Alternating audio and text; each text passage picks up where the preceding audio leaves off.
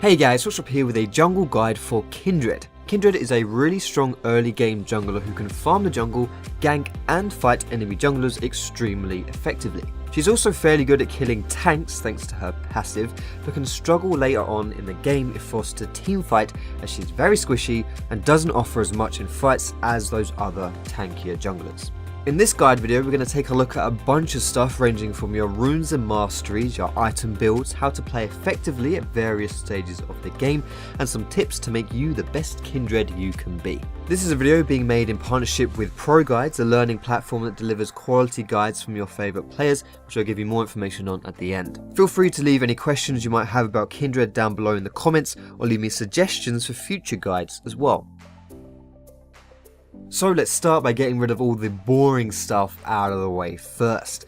Your runes want to look something like this. This suits a strong 1v1 marksman like Kindred very well. Your masteries will either want to focus on the Thunderlord's Decree or Strength of the Ages, depending on whether you want more overall damage and assassination power or a more safer, well-rounded game. Your item build is going to be a little spicy on Kindred. You'll want AD items, which ones you'll go for will be almost entirely unique depending on the game. You want to get a Skirmisher's Saber into a Warrior Enchant for a better early game or a Devourer for a better mid and late game. Your boots will almost always want to be Swifties and start with that refillable potion, as Kindred doesn't really need that extra regen early on. Hex Drinker and Sterit's Gauge are good balances between offensive and defensive items, whereas Rapid Fire Cannon, Yumu's Ghostblade and Blade of the Ruined King are good offensive bets as well. Basically, if you can build it on an AD carry, you can probably build it on Kindred. Moving on with how to actually play Kindred. Her power lies in her early game, so you want to pressure hard at this stage. There aren't many champions who can outfight a Kindred pre-level 6. Now your goal here is to get out of this early game ahead of the enemy team to some regard. Of course you want to pick up your passive stacks by killing the marked jungle monsters wherever you can as well. The way Kindred wants to be fighting is to have the enemy stand in her W.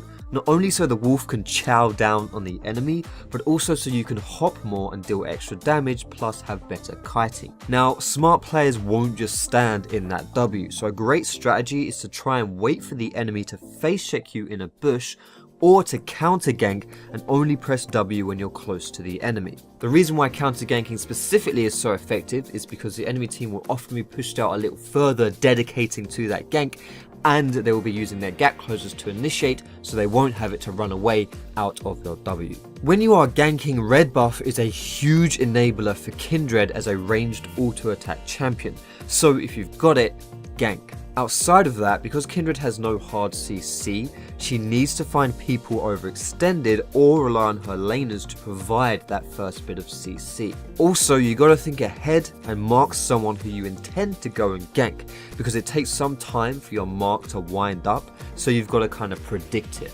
Moving on and getting into the mid game, it's very similar for Kindred as in the early game, except there will probably be less ganks and more skirmishes around objectives or invades. Kindred is still very good here as long as she doesn't eat any crowd control, because she is very squishy and will blow up very fast. She can also solo dragon from quite early on as well, so keep a pink on hand so you can take that away scot-free. Late game is probably Kindred's toughest stage of the game, depending on how strong she got early and mid and how well she stacked her passive and whether she went Warrior Enchant or Devourer. Warrior being better in the early game and Devourer being better scaling into that late game. At this stage of the game you'll be fighting a fair amount, and if she isn't decently strong she will struggle to handle the tanks in her face.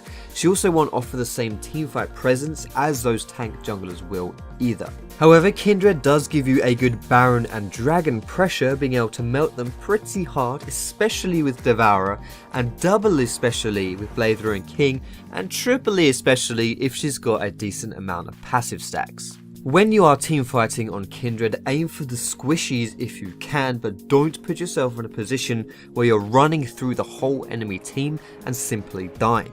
Don't dedicate too hard and play around your W cooldown. The last little point I want to make here as well is that your ultimate is a really unique tool, and in my experience the best way to think about it is to think of it like a Zonya. It buys time for you, your allies, and even potentially your enemies, so be careful how you use it. If you want to watch a full gameplay of Kindred, I've already done one which I will link to in the description. But anyway, I think that covers pretty much all of the important points on Kindred. Like I said in the beginning of this video, this was made in partnership with Pro Guides. They are a tool to help you become a better League player. They're worth checking out. Lots of good guides, good customer service. I'll put a link to them in the description. If you enjoyed this guide, feel free to give it a thumbs up. You can subscribe to me for more educational League content. You can find me on Facebook, on Twitter, and catch me streaming it over at twitch.tv/foxdrop as well. All of those links, guys, are in the description. But most importantly, thank you so much for watching. Have a great day, and I will see you in my next video.